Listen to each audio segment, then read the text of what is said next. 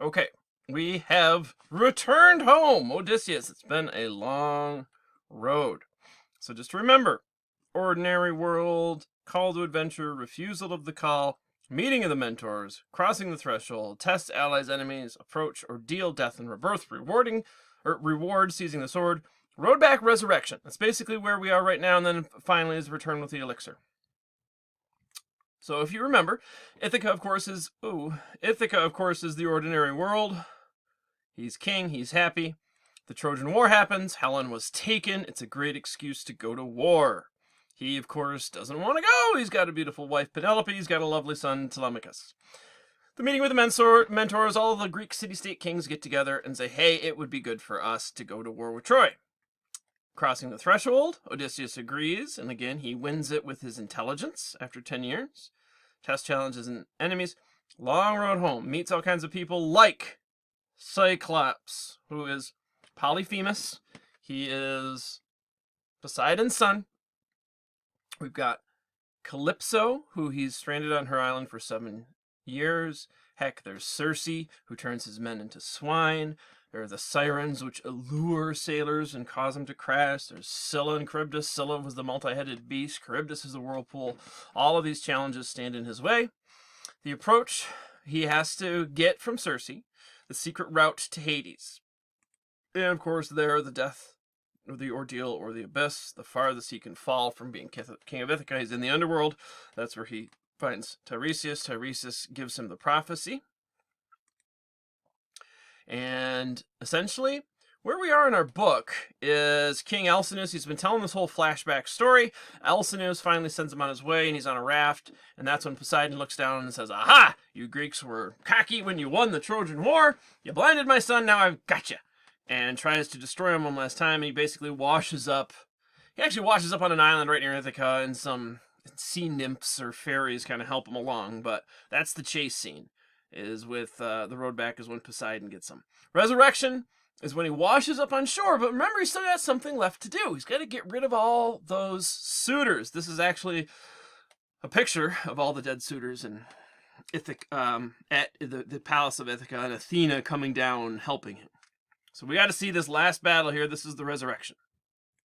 So in our book, it skips over a ton of stuff. I'm going to kind of try to summarize here, but essentially it says, 13 to 15, King Alcinous and his friends send Odysseus on his way. Odysseus sleeps. They row him back to Ithaca. It does skip over the Poseidon part where Poseidon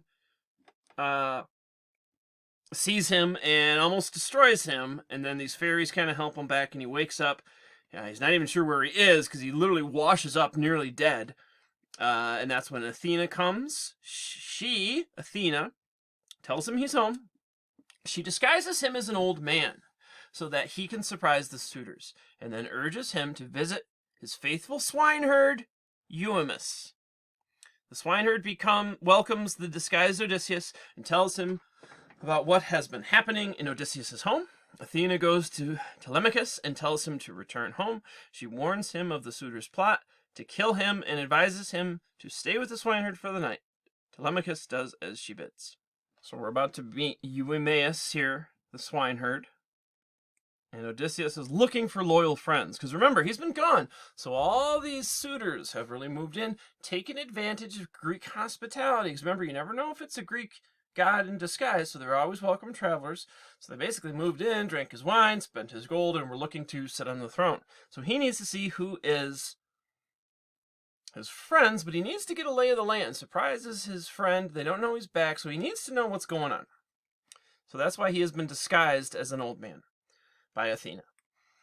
But there were two men in the mountain hut, Odysseus and the swineherd. At first light, blowing their fire up, they cooked their breakfast and sent out their lads, driving herds to root in tall timber. When Telemachus came, the wolvish troop of watchdogs only fawned on him as he advanced. Odysseus heard them go and heard the light crunch of a man's footfall, as which turned quickly to say, Euamus, here was one of your crew come back, or maybe another friend. The dogs are out there snuffling belly down. No one's even growled. I can hear footsteps. But before he finished, he realized it was his tall son standing at the door. The swineherd rose in surprise, letting a bowl and jug tumble from his fingers. Going forward, he kissed the young man's head, his shining eyes in both hands, while his own tears brimmed and fell. Think of a man whose dear and only son, born to him in exile, reared with labor, has lived 10 years abroad and now returns. How would that man embrace his son? That's an epic simile. Just so, the herdsman clapped his arms around Telemachus and covered him with kisses, for he knew the lad had got from death.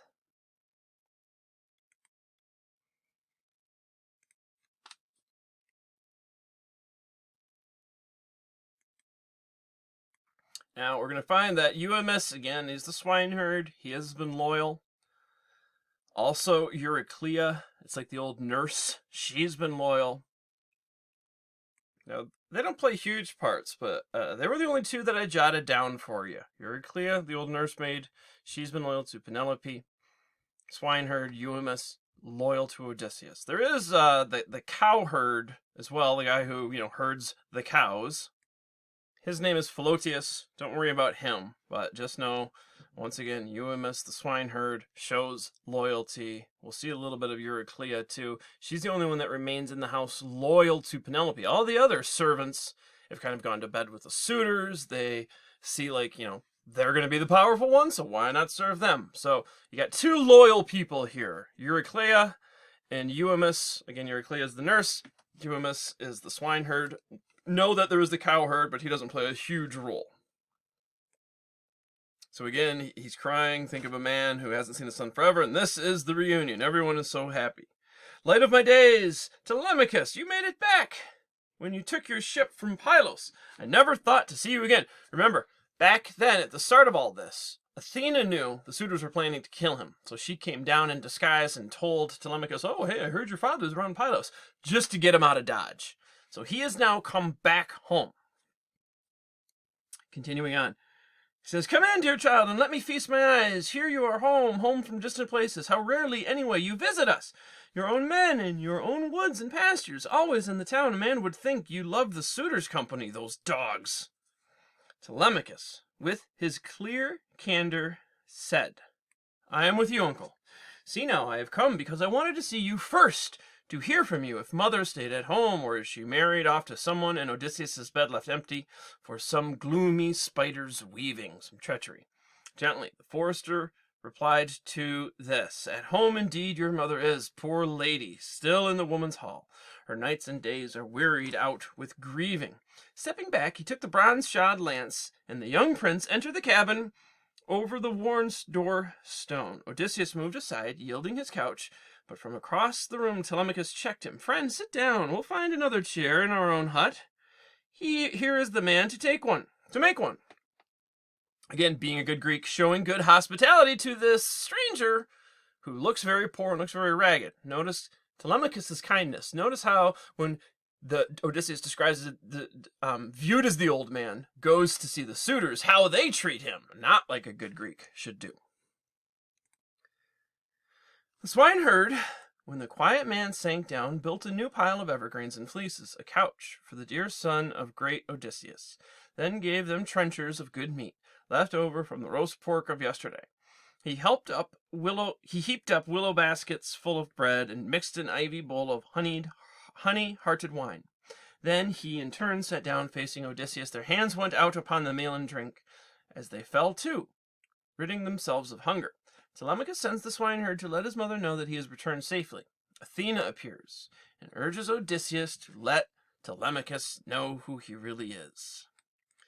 Saying no more, she tipped her golden wand up to the man, and making his cloak pure white, and the knit tunic fresh around him, lithe and young she made him, ruddy with sun, his jawline clean, the beard no longer grew upon his chin, and she withdrew when she had done.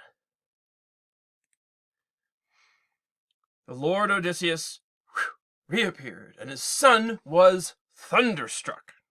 Fear in his eyes, he looked down away as though it were a god, and he whispered, Stranger, you are no longer what you just were. Your cloak is new, even your skin. You are one of the gods who rule the sweep of heaven. Be kind to us. We'll make you fair oblation, or sacrifice, in gifts of hammered gold. Have mercy on us. The noble and endearing man replied, No god. Why do you take me for a god? No, I am the father whom your boyhood lacked and suffered pain for lack of I am he. He held back too long. The tears ran down his cheeks, and he embraced his son. Here's a mosaic. O Telemachus, uncomprehending wild with incredulity, cried out, "You cannot be my father, Odysseus. Meddling spirits conceived this trick to twist the knife in me. No man of woman born could work these wonders by his own craft, unless a god came into it with ease to turn him young or old at will. I swear you were in rags and old, and here you stand like one of the immortals." Odysseus brought his ranging mind to bear and said, "That is not princely, to be swept away by wonder at your father's presence. No other Odysseus will ever come, for he and I are one, the same. His bitter fortune and his wanderings are mine. 20 years gone, and I am back again on my own land." Then, throwing his arms around this marvel of a father, Telemachus began to weep. Salt tears rose from the wells of longing in both men, and cries burst from both, as keen and fluttering as those of the great taloned hawk, whose nestling farmers take before they fly. So helplessly they cried, pouring out tears, and might have gone on weeping so till sundown. Telemachus let Odysseus know that they face more than 100 suitors. He's getting his recon. Here's another model. You don't have to go charging in. Don't let emotions sway you, right? Get the information. Get the recon. Attack smart. Use whatever advantage you have. Odysseus is showing all of this now. Odysseus tells Telemachus to return home. He will follow, still disguised as an old man. Telemachus must pretend not to know him. Also, he wants Telemachus to put away the weapons and armor. Gosh, why would he want him to do that? Right? He, again, is showing his intelligence, his cunning. He's going to go in disguise. Nobody knows he's home. He tells his son to hide the weapons, and now he has the knowledge of how many he is facing. This is what a good strategist will do, and just another example of a model of proper behavior. Okay, so that was books, was that 16? Next, we've got book 17. Yeah, that was book 16, Father and Son.